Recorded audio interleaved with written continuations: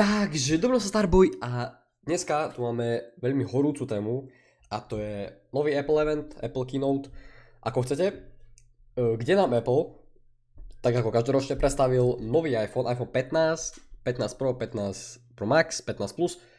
O všetkých si niečo povieme, samozrejme predstavili nám aj nové hodinky. O všetkom si povieme, ale ešte predtým video, ktoré vidíte práve teraz na obrazovke, tak je od doktora D-Boxa. Rozhodne choďte pozrieť, máte ho v popisku. Odporúčam určite. A začal by som hneď tým, čo bolo samozrejme prvé na tom keynote, alebo na Apple evente. A to boli Apple Watch Series 9. Boli to 9 nové Apple Watchky, hej. Popravde, mňa na nich zaujalo nič, hej. Samozrejme, toto celé video, to bude môj subjektívny názor, tak nejak ja sa vám to tu pokúsim zhrnúť, ale budem vám do toho trošku prinášať aj môj subjektívny názor, hej. Takže Apple Watchky 9 popravde mali svetlejší displej, hej, mali tých 2000 nitov, myslím, že maximálne, a ak náhodou by ste boli, že v kine niekde, tak viete, tam máte ten jeden nit svietivosť. Viem, že tí, ktorí sa nevyznajú, tak on to nič moc nepovie, ale ja vám to tak nejak neviem ani vysvetliť, proste 2000 nitov je svetlé. Je to akože svetlá obrazovka, hej. Dúfam, že ste ma pochopili.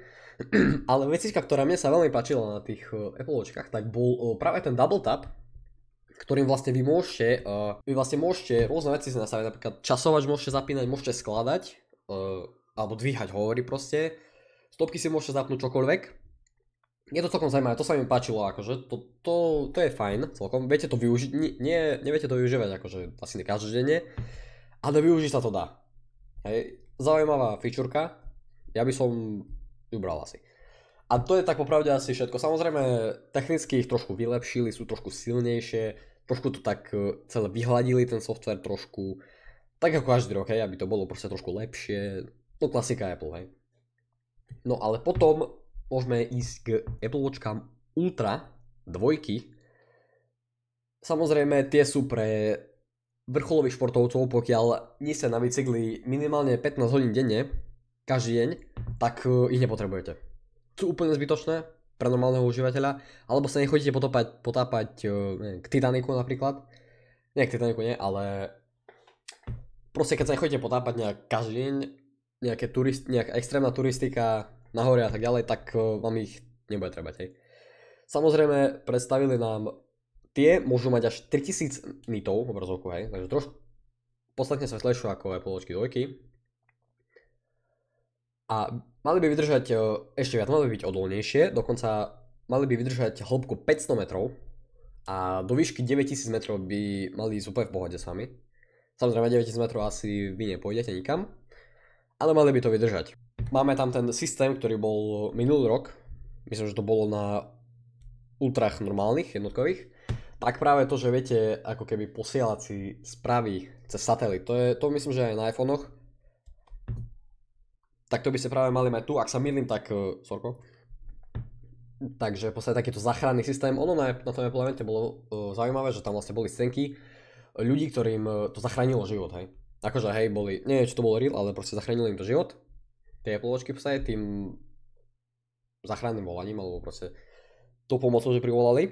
No a samozrejme crash detection, to máme už pomaly všade, keď proste naboráte, tak je vám to schopné zavolať záchranku samo, alebo ak sa stane proste nejaká tragédia, ale by to malo rozpoznať, hej.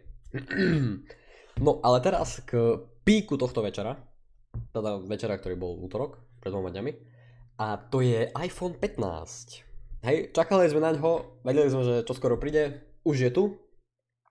A iPhone 15, je mi to ľúto povedať, nepriniesol prakticky nič nové. Je to tak, áno, už aj obyčajný iPhone 15 má Dynamic Island, ale jedna vec, ktorá je fakt dobrá, ktorá je že super, tak má konečne USB-C. Hej. iPhone 15 má USB-C, aj všetky ostatné iPhony od 15 vyššie majú USB-C.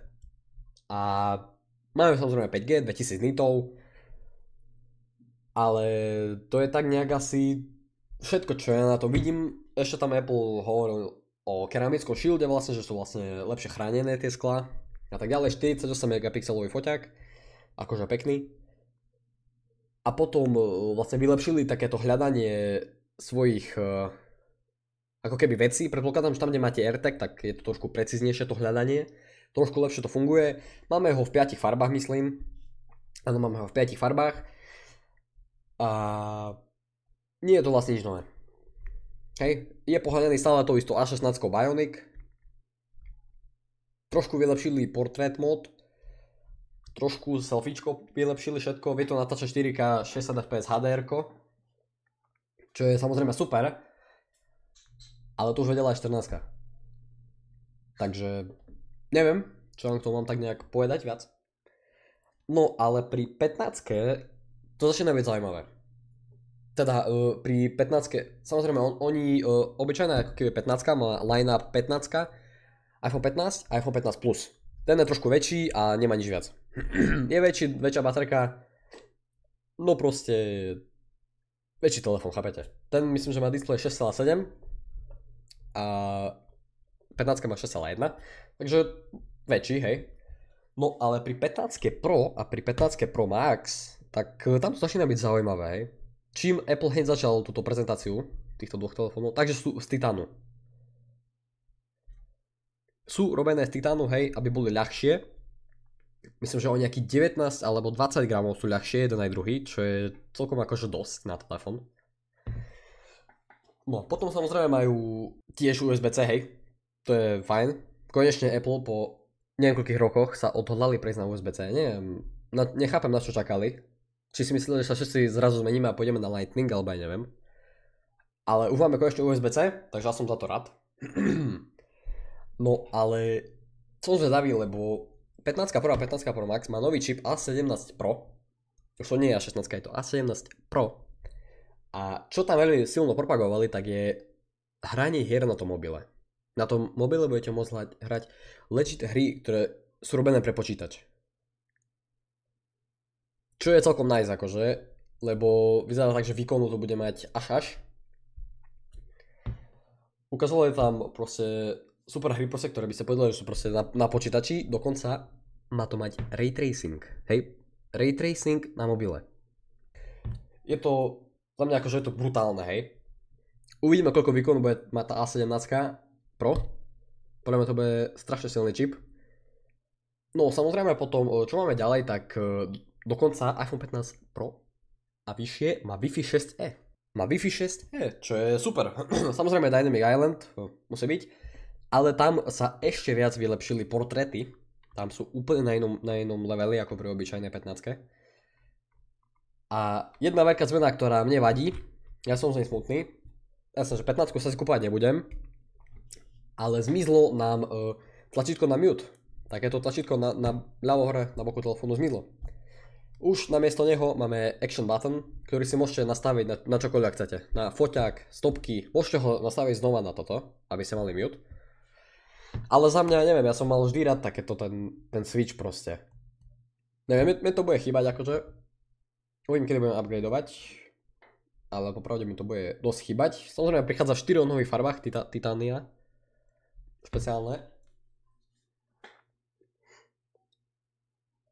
No proste a ešte to, že proste má to v sebe schovaný ako keby 120 mm foťák, teda objektív, ktorý v podstate to svetlo sa v ňom zlomí 4 krát, hej, takže má to napodobňovať 120 mm objektív. Že vraj Apple tvrdí, že má mať celodennú výdrž batérie, to má mať aj obyčajná 15. Uvidíme, čo je na tom pravdy, vieme, že Apple jasne hovoria pravdu, ale nie vždy to je pravda ako pravda. No a ja som sa ešte chcel dostať k tomu, či by ste mali upgradeovať na iPhone alebo na hodinky. Pri hodinkách sa vám nevyznám, nemám hodinky, hej, iPhone mám. Apple Watchky neviem, nemal som v živote, ani nejakých nechcem. Neviem. A za mňa proste pokiaľ máte nejakú 12, 13, úplne zbytočné, to môžete rovno pasnúť. Za mňa je to úplne zbytočné, lebo obyčajná 15 reálne nepriniesla nič nové. Reálne to bude skoro ten istý telefón. On proste má len Dynamic Island, jasné, to je super, ten vyzerá fajn, ten by som chcel. A má USB-C.